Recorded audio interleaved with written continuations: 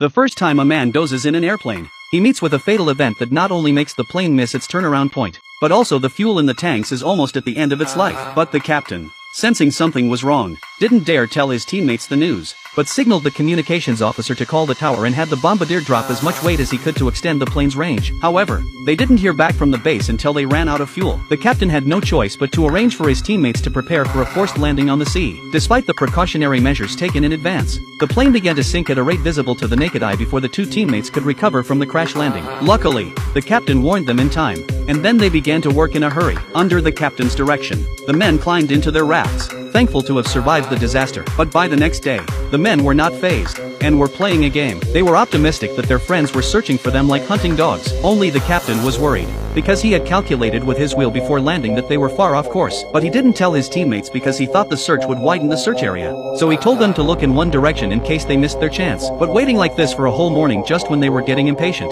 the correspondent Jack found out the situation. The three immediately took the clothes in their hands and began to wave frantically to try to attract the attention of the other side. But the distance was too far. Even if they screamed their throats out, it didn't help. The plane returned directly to this side of the plane, which meant that there would be no more flights here. This also means that there will be no more search and rescue planes passing by here. However, this is not the most desperate due to the suddenness of the incident. They did not have time to get fresh water and food. Now the most important thing is to survive in the sea.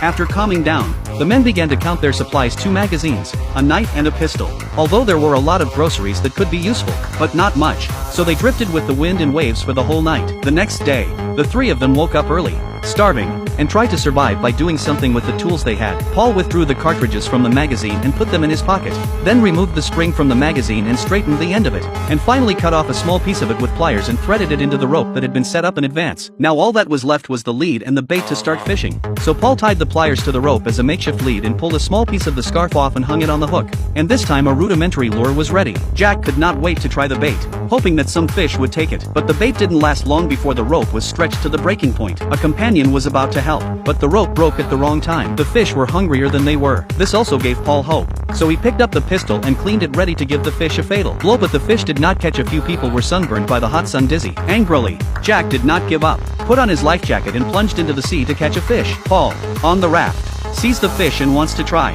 but the captain stops him because there might be sharks in the sea. The man suddenly covered his chest in surprise, and the surrounding companions thought he had a heart problem, but unexpectedly the other man took out a pencil from his pocket. This is a very confusing maneuver for his teammates because they'd been stranded at sea for 5 days. And now this pencil is going to be of no great use. The captain takes out his life jacket and lays it flat on the raft, then draws lines of latitude and longitude with the pencil and circles the position of the island. Finally, according to the compass and the wind speed, he calculated their approximate position, and as long as they drifted in a southwesterly direction, they would be able to reach land. With this news, the faces of the people once again glowed with hope. In order to avoid being blown in the wrong direction, they removed the rope from the raft and twisted 2 wires together and tied them to the straps of their life jackets. Finally, the ropes were tied to the center of the frame and a simple anchor was made. At the current rate of progress, it looks like they'll reach their destination in less than 10 days. In order to make sure, the captain has arranged for everyone to take turns to keep watch in case the wind changes and deviates from the intended course. There is hope, but in the meantime they must survive. Perhaps the heavens heard their prayers or were touched by their resilience,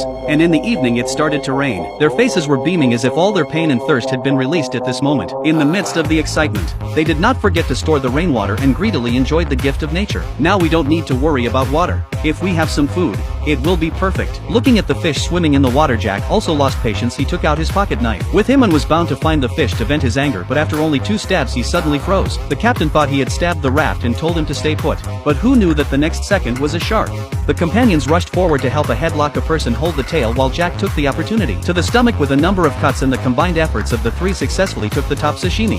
After eating and drinking their fill, they saved the remaining fish for the raft and then cleaned off the blood from the raft. They thought everything was going well, but as they cleaned up, they realized something was wrong. Hundreds of sharks were wandering around under the raft, smelling the blood, and it was frightening. Luckily, the sharks didn't attack the raft, so they were relieved for a while. For the next few days, the 3 of them spent the rest of the week in peace and quiet with a reasonable distribution of fresh water and a minimum of unnecessary activity. There were sharks swimming by from time to time, but they didn't have the confidence to fight against them anymore. And in their current state, it was hard to tell who would be the food for whom. On the 15th day of rafting, they were again in a food crisis, but the land they were supposed to see was nowhere to be seen. Looking at the gun in his hand, Paul regretted not taking action against the shark. The man picked up his pistol and quietly pointed it in the captain's direction, but instead of getting angry, the captain, without thinking, dives into the water and swims towards the struck albatross, just as the men are celebrating another meal. A shark smells the blood and the tension rises. The companion wanted to use his pistol to drive away the shark, but at the critical moment it jammed. At the critical moment,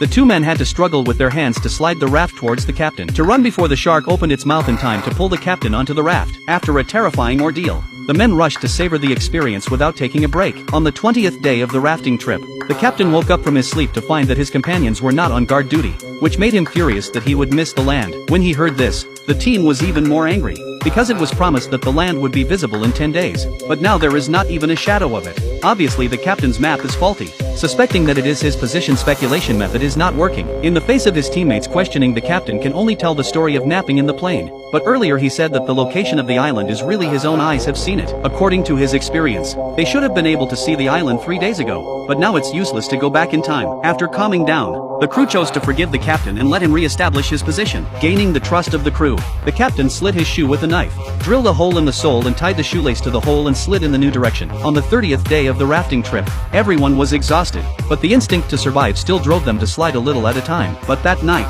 the sky became cloudy again, and what they thought was mercy from the heavens was followed by a violent storm. The three men immediately realized that something was wrong, but before they were ready, a huge wave turned the raft upside down, and they could only hold on to the raft, barely holding on to the sea. With the captain's guidance, they were able to turn the raft back with the help of the sea breeze. After a few efforts, they finally got back on the raft, which made the already tired people lose all their strength. After a night, the sea finally returned to calm. All of them lay motionless in the raft. Only one mouth could barely speak. They agreed to eat whoever died first. On the 34th day, the captain couldn't take it any longer. He took the seawater with great difficulty and drank it without any regrets. At that moment, Jack also raised his head and looked ahead incredulously. His companions followed the direction and their eyes were filled with light once again, looking at the hope that is close at hand. All of them are very energetic after 34 days of difficult drifting. The three finally drifted to shore. This movie is adapted from a true story, which is not only the story of three people, but also an encouragement to all those who persevere and never give up in times of trouble.